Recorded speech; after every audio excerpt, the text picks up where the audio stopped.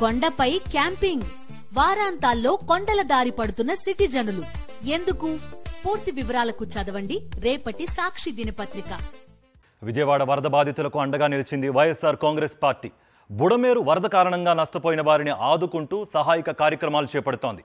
ఇందులో భాగంగా నిత్యావసర సరుకుల పంపిణీకి శ్రీకారం చుట్టింది.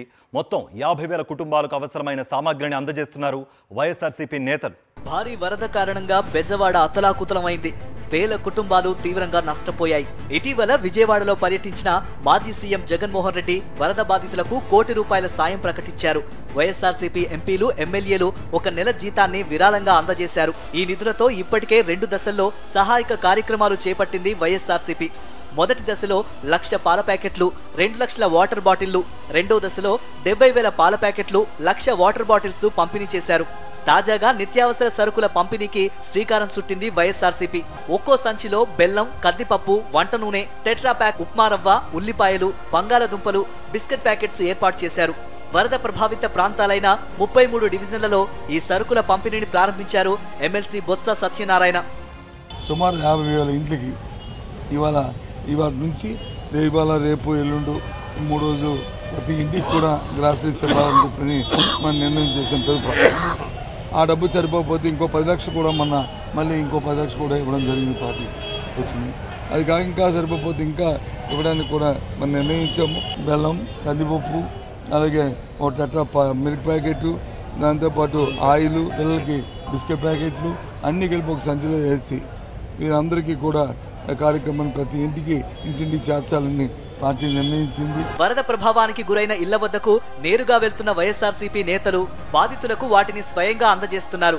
మాజీ ఎమ్మెల్యే మల్లాది విష్ణు, తూర్పు నియోజకవర్గ ఇన్ఛార్జ్ దేవినేని అవినాష్ తో పాటు పలువురు నేతలు ఇంటింటికి వెళ్లి కిట్స్ అందజేశారు. ఈరోజు వైఎస్ఆర్ కాంగ్రెస్ పార్టీ వారికి కావాల్సినటువంటి నిత్యావసర సరుకులు అవన్నీ కూడా డివిజన్ వైజ్గా విజయవాడ సెంట్రల్ నియోజకవర్గంలో ఎఫెక్ట్ అయినటువంటి డివిజన్లు ఉన్నాయి, అలాగే ఈస్ట్లో ఉన్నాయి, వెస్ట్లో ఉన్నాయి. అన్ని చోట్ల కూడా పార్టీ యంత్రాంగం అంతా కూడా కదిలి పార్టీకి సంబంధించినటువంటి ఆ డివిజన్లో ఉన్నటువంటి నాయకులందరూ కూడా కలిసి వారందరికీ కూడా పంపిణీ చేయడం జరుగుతుంది.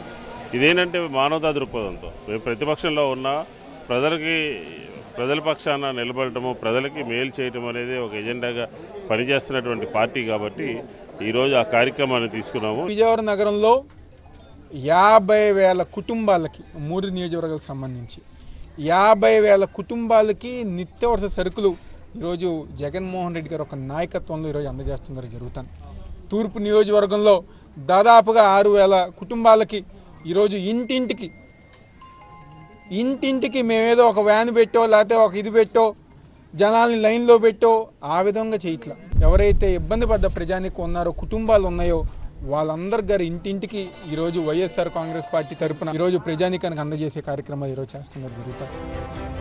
ఒకే రోజులో 50,000 మందికి పంపిణీ కష్టసాధ్యంగా మారిన నేపథ్యంలో 2-3 రోజుల పాటు డిస్ట్రిబ్యూట్ చేయాలని నిర్ణయించింది వైఎస్ఆర్సీపీ.